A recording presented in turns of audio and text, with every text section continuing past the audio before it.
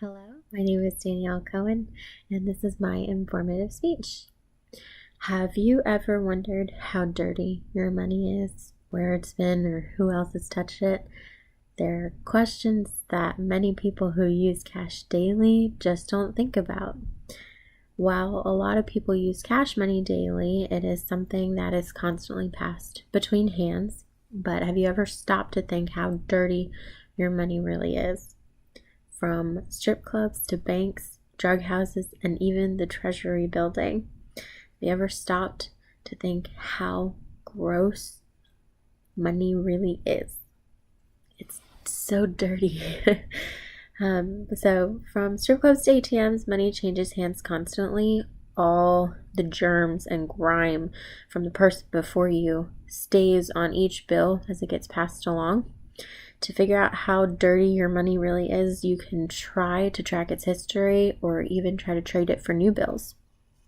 So let's first talk about how dirty money is. Money, cash currency that you can use to purchase items at most any given place, made by the Treasury Department and distributed among banks, businesses, and ATMs. Your money can get to use several ways, but where has it been before it got to you?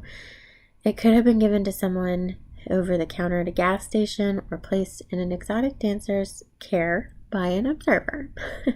In 2017, CNN reported that 80% of cash carries cocaine on it. So when you stop to think about how dirty your money is, not only are there germs on it, but there are drugs. So while that may not surprise a lot of people, there are other things you'll find on your money that will. It's also said that money holds more bacteria than a household toilet. Now, that's also a common thing with cell phones, but most people don't think to associate it with money because they either stick it in their wallet that's never in their hands that long. So the money you get at a gas station last week from the ATM, it could still have flu viruses on it from up to 17 days prior. That's how long germs live. That's how dirty your money can get. Now, I've worked many jobs where I've had to handle cash. My last job was actually at a bank. I was a teller. And let me tell you, some of that money, I wish I would have never even laid eyes on it because it's disgusting. I have counted endless ATM deposits and my drop bags, finding fake bills and sticky coins. It's enough to make you sick. Literally. And for me, it did a couple times. I caught a few colds. Now, I've worked around children, so that helped boost my immune system. Now, before you have to think about how dirty your money is, you have to think of where your money comes from. So, money is most certainly not a child. It does not come from a special hug between two adults. It's actually a long process, and the process to make money is a lot more complicated than it looks. You have to have the right paper, the right ink, the right printer. Everything has to be done properly, and you have to know all the safety features, and that's to prevent counterfeits as well. And you have to make sure it's protected once it's made, because there are people out there who don't have their own money, so they'll try to steal yours. According to FRBSF.org, in 2001, the U.S. Treasury estimated that 1% of approximately 600 billion US dollars was counterfeit. Now, to make sure that your money is the real deal, there are several things you can check for legit origins, as I like to say. The first is the security strip. On all of the bills except for the $1 bill, there will be a strip on either the left or right side of the portrait. Now, for the other denominations, they all light up a different color. So if you use a black light, some will light up blue, some pink, some yellow. It just depends on the denomination. And there are also microprinting. So if you ever take your finger and scratch the collar of Jackson's shirt on a 20, you'll feel that it's raised. And when you work for a bank or a financial institution, those are things they teach you to look for, because oftentimes people will get very close to the real thing, but they can't replicate those minute details. After having worked in a bank for over a year, you'll learn all the ins and outs of your money.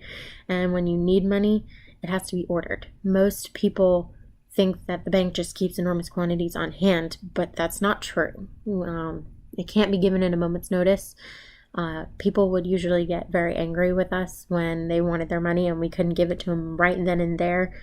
So we'd have to tell them that the money could be ordered, and that would leave you to believe that the money is fresh, crispy bills made and sent, but that's not correct either. You can order money, but they will send you everything under the sun. It could be $1,000 of brand new $100 bills and $1,000 of bills from the 80s. You never know. I mean, bills printed in the 60s, 50s, you get everything. So, like I said, it could be a mix of brand new to as old as 30 years old sometimes.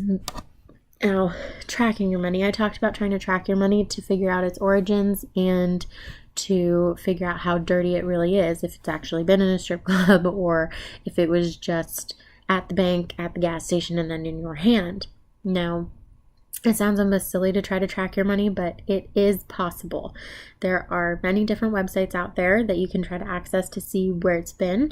The most famous of those is where'sgeorge.com. Now, I've personally used this site and I love it. It's great. You can take the serial number of your bill and type it in, and if somebody else has already registered that bill, it will pop up with a complete history. So you can see where your bill has been and possibly who had it if they've decided to leave their name. So if you go to the bank and get a brand new bill, it's most likely not been circulated, therefore it won't be on the websites. But there's also these little stamps that you can use to stamp and say, look me up on Where's George or whatever website you're using. And people go in and check them all the time. Now, when I used to work at a toy store in Maryland, I would often check the bills. And I thought it was really cool to see that they'd gone from New Jersey or Arizona all the way to a tiny little town in only Maryland. And I thought that was really cool. Now, having moved to Georgia and working at the bank, I saw a lot more currency. So when I saw a bill with that on it and I got the chance to look it up, it was really cool.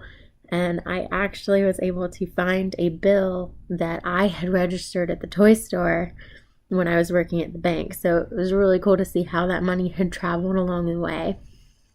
Now, to review our main points, like I've said, you can try to track your money. You can try to figure out its origin, where it was made, who's had it before you. You can think about how dirty it is, where it's been, what germs are on it. Now, while money is dirty, it's also a necessity and something that is used in everyday life. So from finding bills you've handled years ago to wondering where it's been, money is always an interesting topic, but it's one that can also be very dangerous. Well, since that kind of concludes everything, I just wanted to mention that, money can be quite magical. On top of being dirty, it's really something special. It gives you the chance to not only touch a part of history, but make history all at the same time. So the amount of money you have doesn't define you. It's what you choose to do with the money you have that counts. And everyone should make it count.